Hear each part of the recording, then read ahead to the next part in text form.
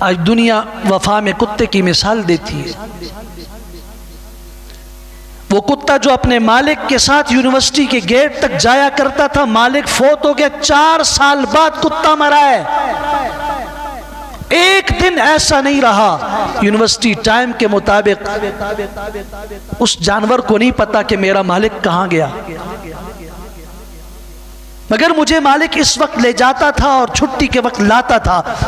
اپنے مالک کے مرنے کے 4 سال بعد تک وہ جانور بتا رہا ہے جو نجس جانور ہے اس دنیا کے اندر، سور کے بعد دوسرے نمبر کا نجس ترین جانور، جو ہمارے جانور میں ہمارے کسی کھانے اور پانی کے اندر منہ ڈال دے، لعاب اس کا پڑ جائے، شریعت کہتی ہے وہ ناپاک ہے، استعمال نہیں کرنا، اس برتن کو 7 مرتبہ دھونا۔ مگر وہ 4 سال تک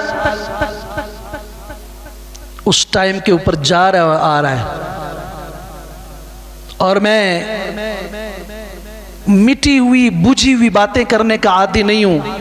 آج بھی جاپان کے ہر چوراہے پر اس کتے کا ٹیٹو اور مجسمہ وہاں نصب ہے، وفا کی مثال دینے کے لیے۔